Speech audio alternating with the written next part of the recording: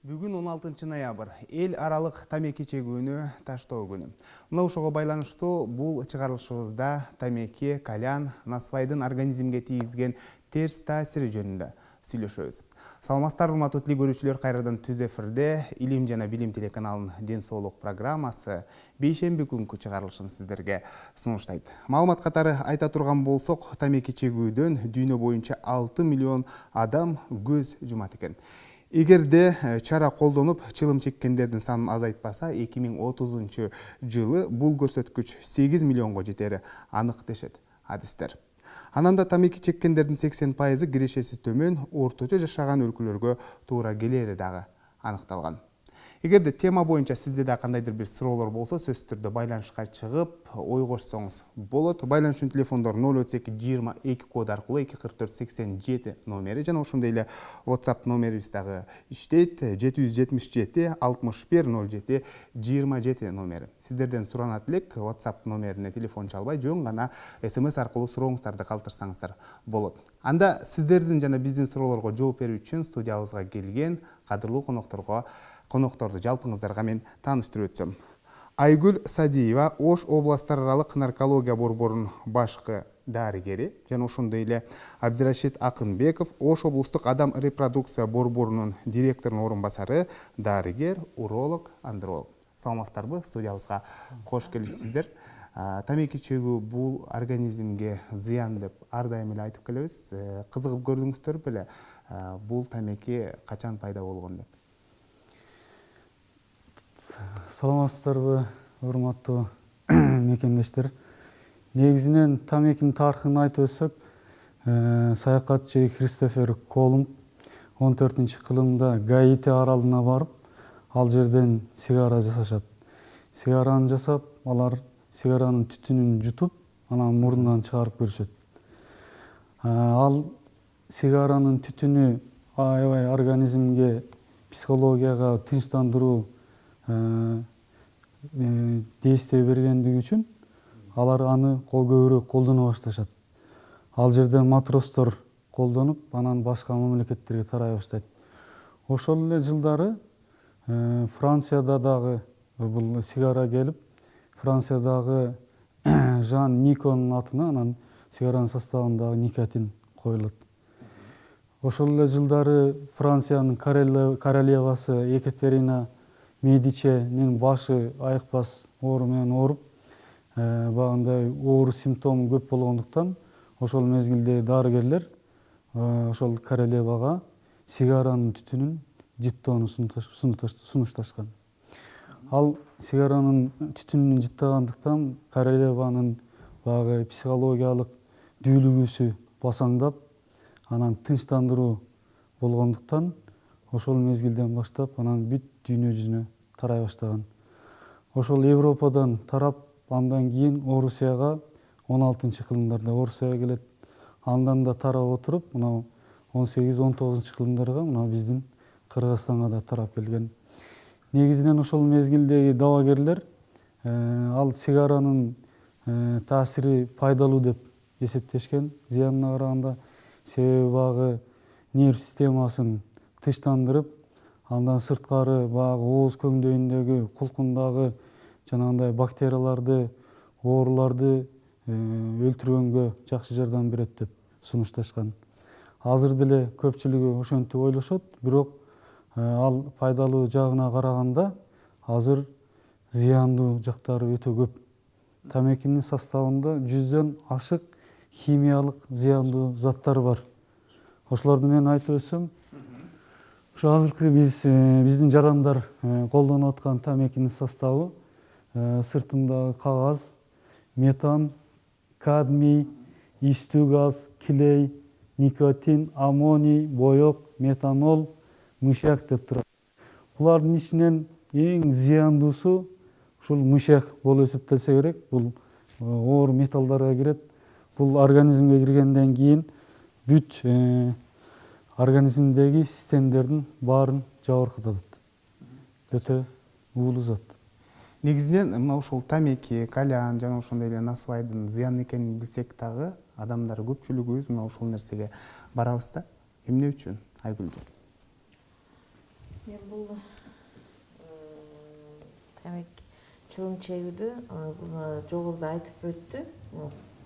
Тамекинин курамын, тамеки эмнеден турганын, тамекини качан кантип тарыхта пайда болгонун. Эми биз эмне үчүн колдонуп атышат? Колдонгон себеби жогоруда аталган никотин заты организмге киргенде ошол тынчтандырат деп айттык. Ошол тынчтандырган зат адам баласы психологиялык жактан стресстерге көп кабылданабыз да. Азыркы заманда ошол стресстик учурлар көп. Анын ошол никотин заты организмге түтүн аркылуу киргенден кийин багыл тынчтанат дагы. Тынчтанган сайын ошол затка биз тамекиге, чылымдарга көз карандылык пайда болгондугун адам баласы сезбей калат дагы. Анан биз бул тамекиден анан ошо тынчтандыргандан кийин баягы үйлөнүп организм үйлөнөт. Үйлөнгөндө бир эле дене баардыгы толук үйлөнбөстөн психикалык жактан да, физикалык жактан да үйлөнүп калат да. Анан ошо үйлөнгөндөн кийин анан булар чылымды таштай албастан өмүр бою чегип келебиз, колдонуп келебиз.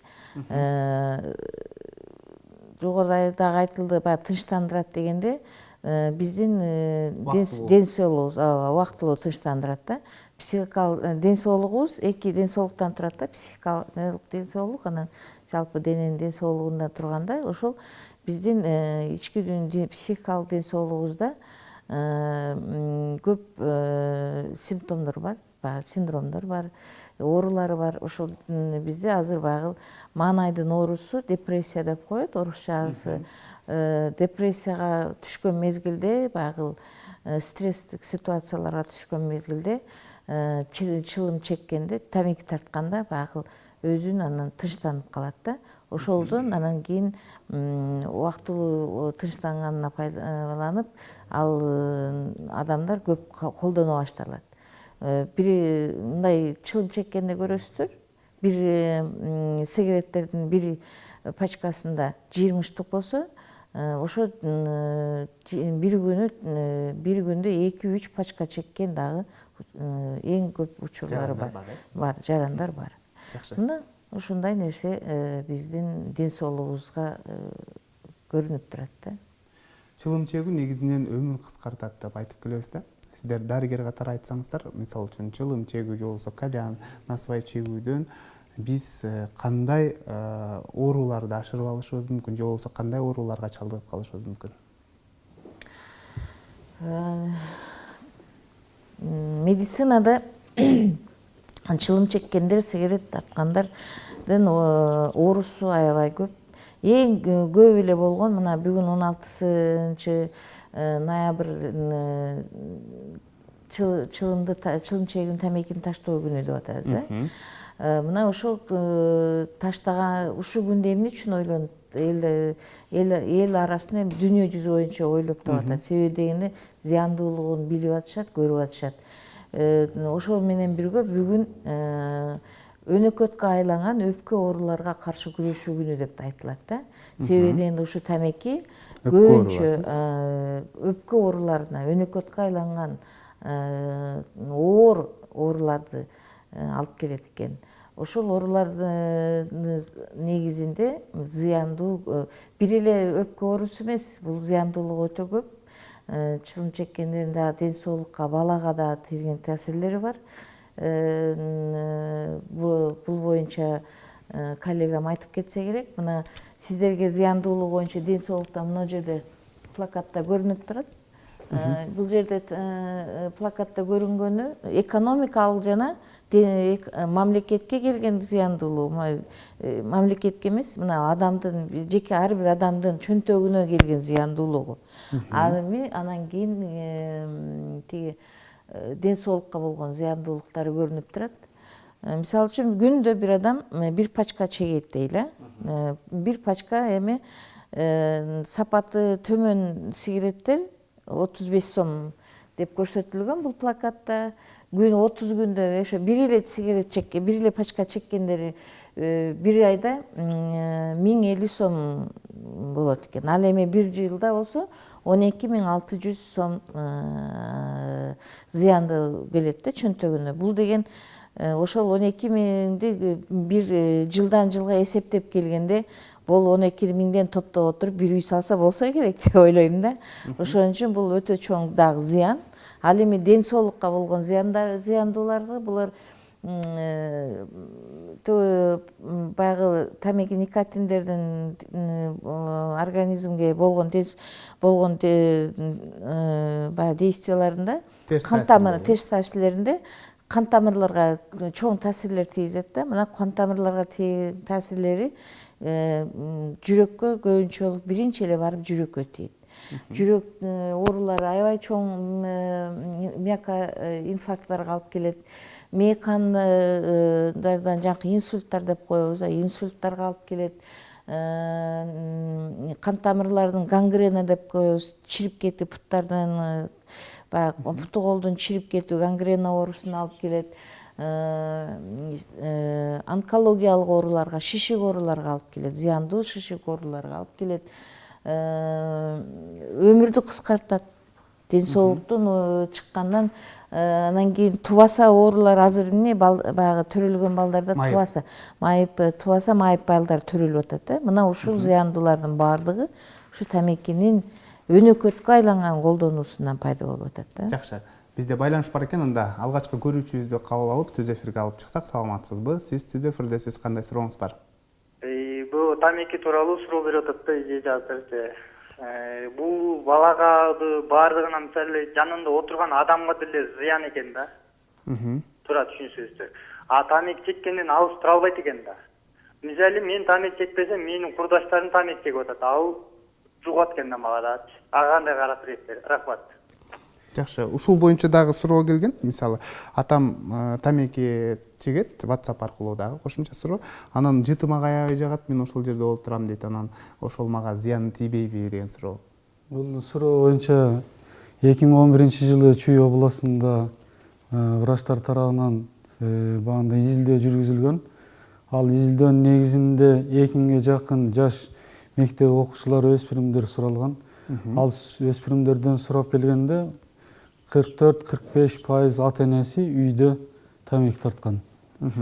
Ал ата-эне үйдө тамеки тартканда ошол тамекинин түтүнүнүн 15% өзүнүн өпкөсүнө кирген болсо, калган 85% ал абага чыгат.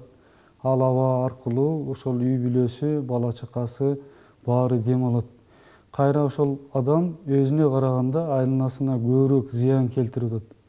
Ал жерде эгерде өспүрүм балдар болсо, ал жердеги балдар келечектеги биздин ата-энебиз. Ошол тамекинин түтүнү, ошол тамекинин составындагы өтө уулуу заттар ал өспүрүмдүн денесине кирип, бүт системдерин жабыркатат. Сезгентип, көптөгөн баанда ооруларга алып келиши мүмкүн. Менин кесиптешим жогоруда айтып өткөндөй, жанагындай тубаса ооруларды алып келиши мүмкүн. Мен ар дайым айтам, өнүккөн мамлекеттердин катарына Германияны мисал кылып айтабыз. Ошол Германия өлкөсүндөгү немецтер деп коебуз, алар багы бала жасоо үчүн 1 жыл ата-эне даярданат дейт. Эң негизги ошол тамеки тартпай, спирт ичимдиктерин ичпей, 1 жыл спорт менен машыгып, анан 1 жылдан кийин дабагерлерге барып, анализдерин тапшырып, текшерүүдөн өтүп, баары жакшы чечсе, анан абагандай бала жасайт дейт. Тилекке каршы бизде андай жок.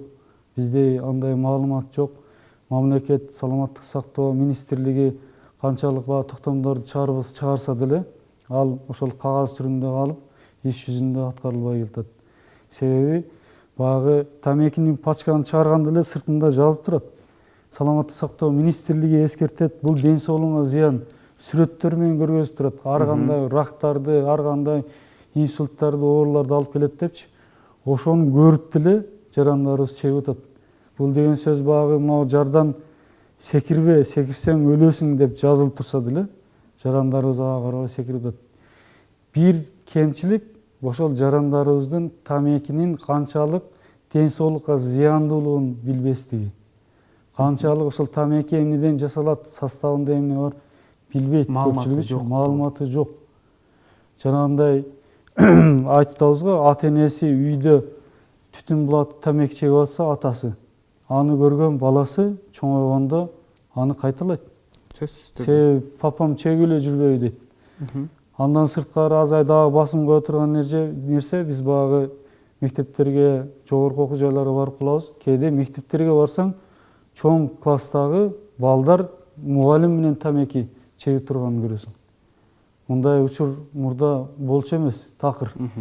Баягы окуучулар мугалимден тартынчу, мугалимдер тилдеп аларды баанда токтотуп турчу. Азыр андай болбой калды. Мындай чоң шаарларга барсаң, Ошто деле же болбосо Бишкек шаарына барсаң, кыздардын тамеки тарткандары көбөйүп кетти. Мурда кыздардын тамеки тартуусу мындан 10 жыл мурда 5-10% эле жеткен болсо, азыр ал пайыз эркектер менен эле тең боло баштады. Мына Бишкек шаарында. Көчөдө баа тартынып турган болбой калды. Көчөдөн кенен эле көрөсүң кыз балдардын, келиндердин баандай тамеки аял кишинин тамеки тартып жүргөнүн бизге өөн учурабай калды. Эгерде аял киши тамеки тарса, ал боюнда болсо, ал тамеки тартпаган аялга салыштырмалуу баланын өсүп жетилүүсү начар болот дейт. Төрөлгөндө 250-300 грамм аз салмакта төрөлөт дейт тамеки тарткан аялдын баласы. А тамеки тартпагандыкы өзүнүн салмагы менен төрөлөт дейт. Эмне үчүн? Себеби тамекинин составында биз айткан 100дөн ашык организмге зыяндуу заттардын таасири. Ошол зыяндуу заттар таасир этип, баланын өөрчүүсүнө да тоскоолуу болуп атат. Жакшы. Негизинен программанын башында мен статистика келтирип кеттим эле. 2030 жылы эгерде тамеки чегүүнү азайтпасак, дүйнөдө адамдар 8 миллионго жакын адам ушул тамеки чегүүдөн улам, тамекиден жабыр тартып, ушул көз жумат экен деп. Мисалы Кыргызстанда да барбы мына ушундай мамлекеттик деңгээлдеги программалар ушул чылым чегүүнү токтотуу максатында? Бүгүнкү күндө иштеп жатабы? Эми Кыргызстанда азыр саламаттык сактоо министрлиги бул жагдайлардын тамекинин чылым чегүүнүн зыяндуулугунун алдын алуу боюнча программалар, буйруктар, токтомдор бар. Бирок азыркы күнү жогоруда айтып өттү, бул программалардын иштеши өтө татаал болуп атат да. Себеби дегенде бизде бул алдын алуу жумушу менен гана чектелип келатабыз. Мисалы үчүн наркология борборуна тамекинин зыяндуулугу менен келип ушу тамекини таштайт элем деген жаран катталган эмес. Дарыланган адам катталган эмес. Дарыланса дагы мен билем ушу өздөрү аракет кылып, сырткары жактан дарыланып, өздөрү аракет кылып. Бирок бул туура. Себеби дегенде мына көз карандылык, наркологиялык илдеттердин бардыгы адамдын аң сезиминин биринчи 90% дарылоо адамдын өзүнүн өзүнүн эркинен, өзүнүн ден соолугунан, көз карашынан себеп болот да. Себеби дегенде айтылып атат да, биз ушул никотинге көз каранды болот. Ичимдикке, ичке турган заттарга, наркотикке, баңги заттарына көз каранды. Мына ушул заттарды организм талап кыла баштайт да. Ошолордон арылам деген ой, бир эле ушул дарыланайын деген ой эң биринчи эле ошо дарылануунун эффективдүүлүгүн алып келе турган кадам, эң чоң кадам болуп эсептелет. Жакшы. Бизде болсо көрүүчүбүз бар экен, анда кабыл алып түз эфирге алып чыксак, саламатсызбы? Сиз түз эфирдесиз, кандай сурооңуз бар? Алло.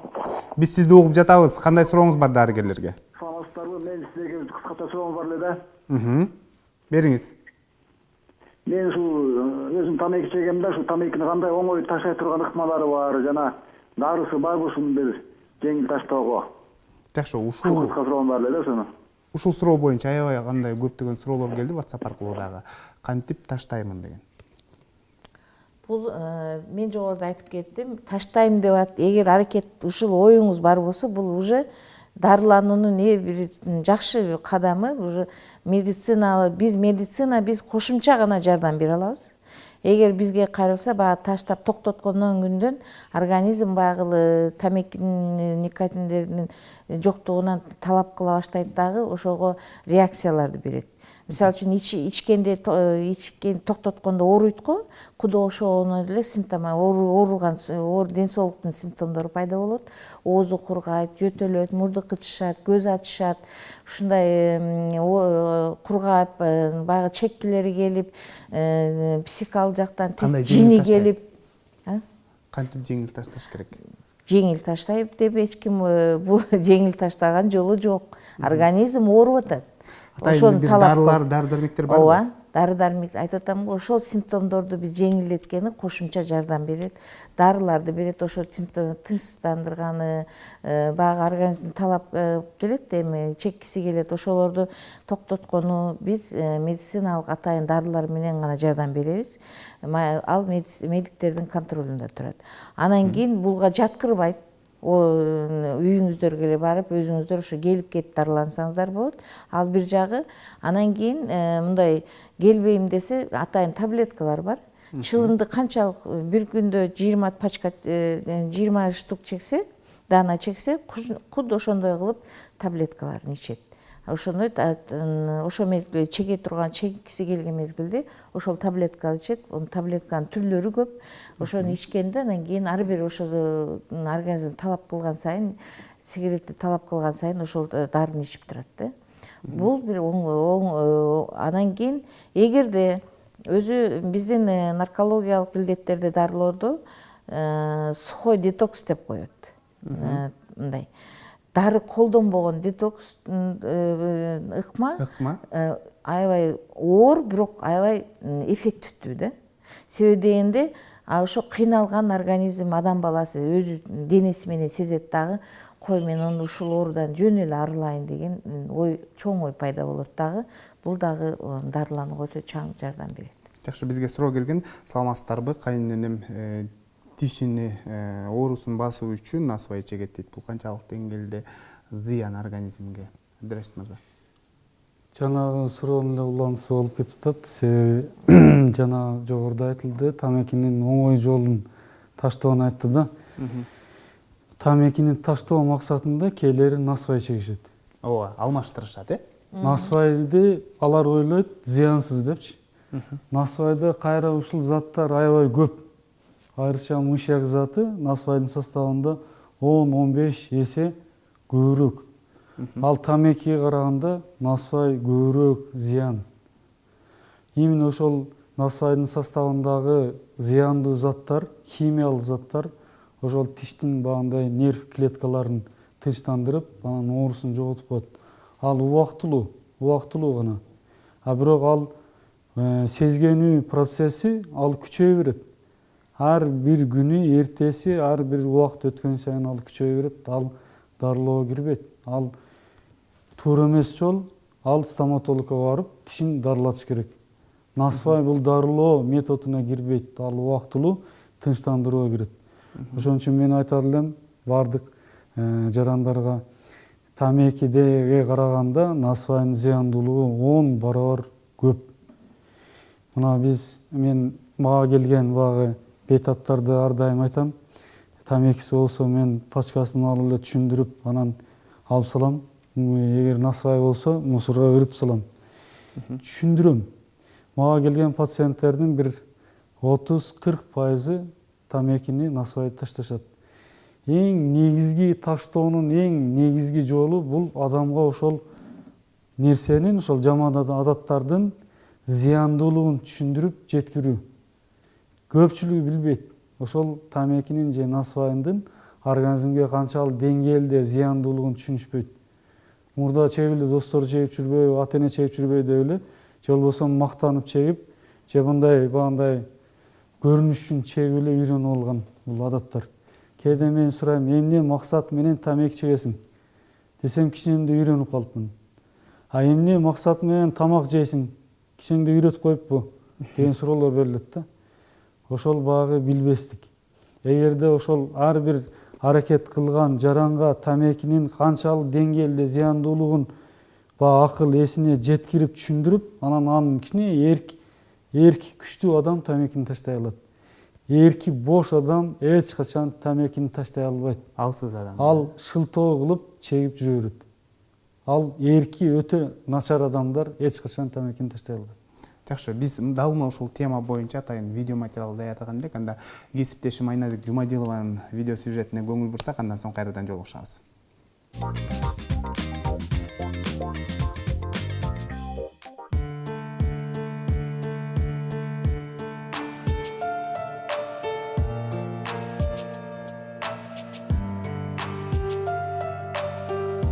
Тамеки чегүү өтө кеңири тараган зыяндуу адаттардын бири. Көбүнчө өспүрүмдөрдө чоңдорду тоороодон калыптанат. Тамеки чегүүнүн адатка айланып кетишине андагы негизги таасир этүүчү зат никотиндин бир аз дүрүктүрүүчү касиетке ээ болгондугу да түрткү берет. Мунун негизинде тамеки чегүүнүн сергитүүчү таасири бар, интеллектуалдуу активдүүлүктү стимулдаштырат деген ой пайда болот. Бирок мындай физиологиялык эмес стимулдоо акырында адамдын нерв системасын бошоңдотот. Адам тамекини узак убакыт чегүүдөн никотинге көнүп алат. Абалы начарлап, тамеки чекпей калса же аз чексе кыйналат. Никотиндин жана тамекинин күйүү продукталары ден соолукка өтө зыян болгондуктан тамеки чегүүдөн баш тартуу зарыл.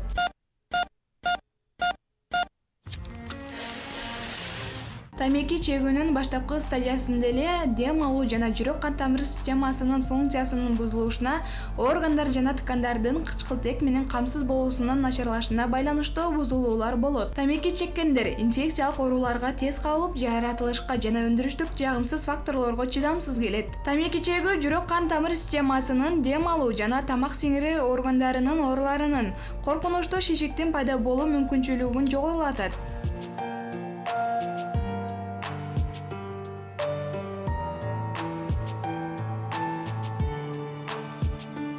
Насыбай Байыртадан эле Кыргызстанда, Өзбекстанда, Тажикстанда, Түркмөнстанда, Ооганстанда, Казакстандын түштүгүндө жана Кытайдын батышында колдонулуп келет. Учурда Түркмөнстанда насыбайды жасоого жана сатууга тыюу салынган. Насыбай тамеки өсүмдүгүнөн жасалгандыктан организмдин никотинден көз каранды болуусуна алып келет. Бул боюнча адистердин жүргүзгөн изилдөөлөрүндө эч убакта насыбай тамекиден алаксыздарын аныкталган эмес. Тактап айтканда, ал чылымга караганда кыйла көп зыян алып келээрин аныкташкан. Тамекиде негизинен өпкө жабыркасы, насыбайда биринчиден ооз көңдөйүндөгү былжырлуу чел жабыркайт, жараланат, тиштери бошоңдойт, саргаят, көгүш тартат. Ашказанда жара пайда болот, мээнин иштөөсү начарлап, тамырлар ишкерет. Ооз көңдөйүндө пайда болгон рак оорулары басымдуу бөлүгүндө насыбай колдонгондордо кездешет. Анын үстүнө аны эриндин астына салган учурда канчалык жутпаганга аракеттенсе дагы, ал шилекей менен аралашып кайсы бир пайызы ашказанга кирип кетет дагы, натыйжада ашказан жана 12 эли чегинин жарасын пайда кылат. Анткени анын курамында тооктун кыгы, өчүрүлбөгөн акиташ жана башка өтө зыяндуу заттар бар.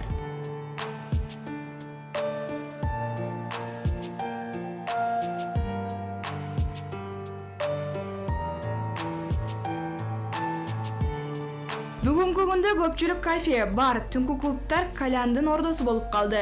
Алгач мода катары чегишсе, учурда аны адатка айландыргандар дагы жок эмес. Ал эми кальян тартуу өмүрдү кыскартып, өлүмгө эрте жетелей турган зыяндуу жагы бар экендигин билгендер аз. Кальян 17-кылымдарда Индияда пайда болгон жана мусулман өлкөлөрүнө өтө тездик менен жайылган. Ал эми кальян чегүү Европага 21-кылымда жетип, чыгыш экзотикасынын өзгөчөлүгү катары модага айланган. Кальян бул тамеки чегүү үчүн колдонулуучу аспап. Негизги кызматы тамекиден чыккан түтүндү суу аркылуу чыпкылоо. Кадимки тамекини чегүүдө андан чыккан түтүн өпкөгө түз барат. Ал эми кальян болсо түтүнү суу аркылуу чыпкалап, ага кошумча суу кошулган шарап даам берип, анан өпкөгө өткөрөт. Адистердин айтуусунда кальяндын курамында никотин, өпкөгө терс таасирин тийгизген зыяндуу чөптөр жана ар кандай ароматизаторлор бар. Жөнөкөй тамеки чегүүгө караганда ден соолукка көбүрөөк коркунуч келтириши мүмкүн. Аны тынымсыз чеккен адам кальянга көз каранды болуп калат. 2014-жылы Казакстанда өткөн изилдөөлөрдүн негизинде кальяндан адамдын ден соолугуна терс таасир тийгизген заттарды таап чыгышкан. Анда өпкөнүн, тиштин сезгениши, кургагуучук, гепатит, герпес жана башка ооруларды чакыруучу таякчалар жана вирустар бар экендигин аныкташкан. Ал эми Россияда коомдук жайларда кальян чегүүгө тыюу салган мыйзам кабыл алышкан. Ал аркылуу түркүн жугуштуу оорулар жугушу мүмкүн. Кальян чеккен адам тамеки чеккенге караганда бир топ көп түтүн жутат. Мисалы, тамеки чеккенде 5-7 мүнөт ичинде 0,5-0,6 литр аба түтүн жутса, кальян чеккенде адам 100-200 жолу дем алып, 13-14 эсе көп түтүндү өпкөсүнө батырат. Кальяндын эки чоң зыяны бар. Анын биринчиси чегип жаткан кишиге караганда жанында отурган киши түтүндү көбүрөөк жутат. Экинчиден 10 киши отурса 10 жолу, 20 киши отурса 20 кишинин оозуна кирип чыккан түтүндөгү шилекей аркылуу түркүн жугуштуу оорулар жугушу мүмкүн.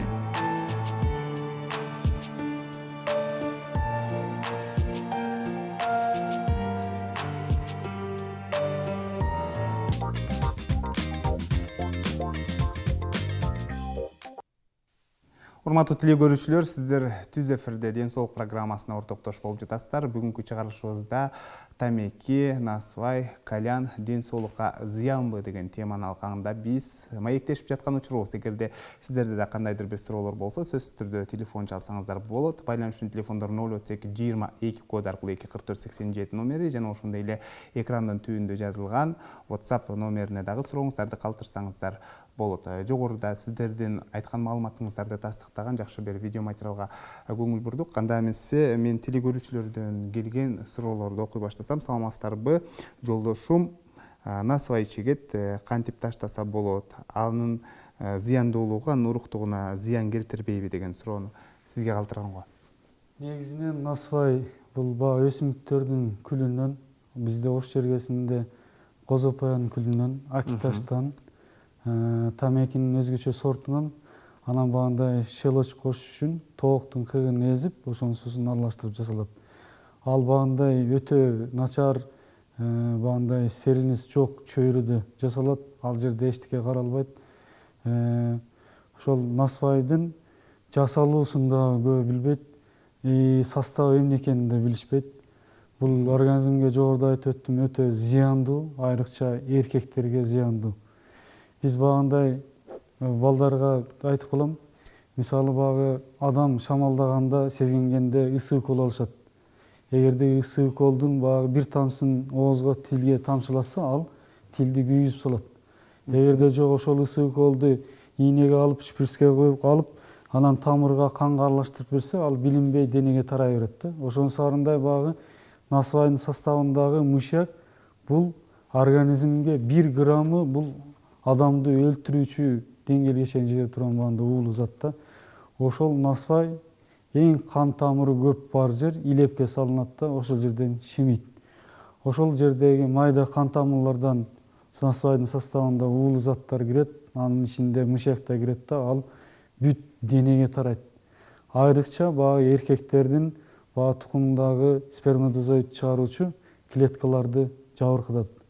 Ошол жерде клеткаларды талкалайт. Ошол бир эркек бир насыбай чеккенде сперматозоидтердин 85-90% мандыраж деп коет.